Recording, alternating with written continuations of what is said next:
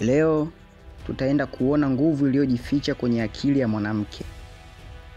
Unajua, kuna jambo moja la ajabu sana kuhusu akili ya mwanamke. Akili ya mwanamke ni kama redio yenye frequency nyingi. Yaani, mwanamke anaweza kuhisi kitu hata kabla hakijatokea. Lakini huu sio uchawi, bali ni saikolojia. Wanasayansi wanaita intuition.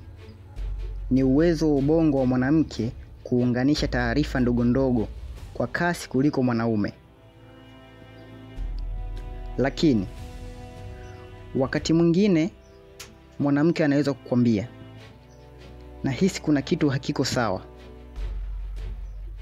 Hatimaye dakika chache baadaye unagundua kuwa alikuwa sahihi kabisa.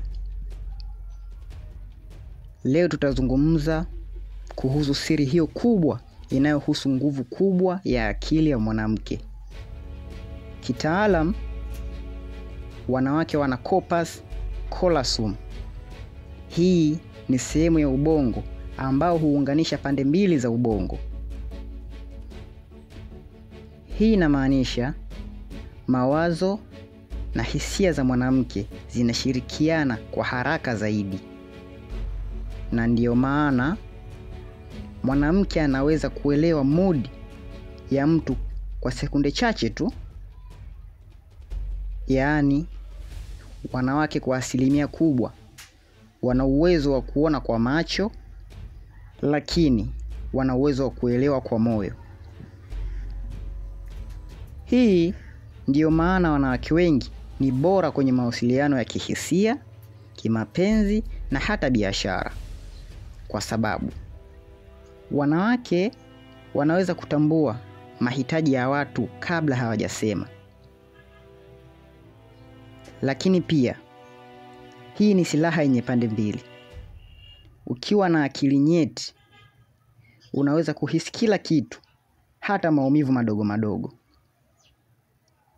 Kama hauna akili nyeti, basi hata hayo maumivu madogo madogo hauwezi kuhisi. Hebu fikiria mfano mdogo tu wa uhalisia. Asha ni msichana anayefanya kazi za ofisini. Lakini katika kazi yake, kila mtu anampenda kwa sababu anaonekana kuelewa hisia za watu. Lakini watu wachache wanajua siri yake iliyojificha, ya kwamba anatazama macho, sauti na hata namna mtu anavyovuta pumzi. Hii ni science. Wanawake wengi wana mirrors nerves nyingi. Hizi ndizo seli zinazowasaidia kuhisi wanachokiona. Ukiona mtu analia, ubongo wao unaanza kulia pia. Hii ndiyo inaitwa empathy.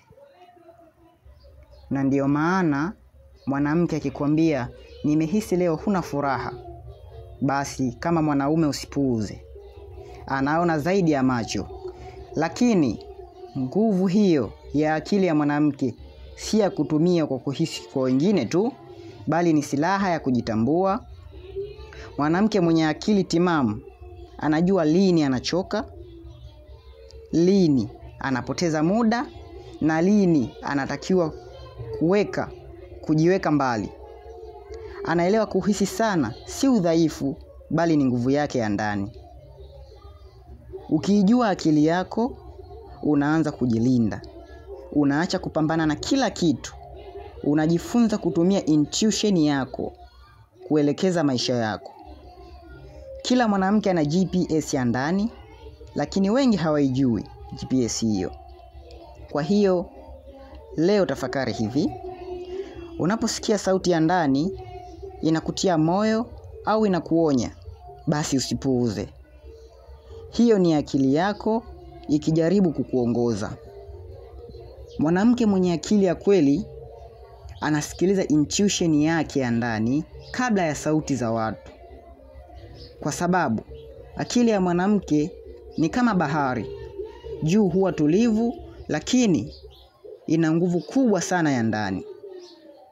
Tafadhali, ndugu msikilizaji na mtazamaji, Usisahau kusubscribe, kucomment na kushare video hii. Asante.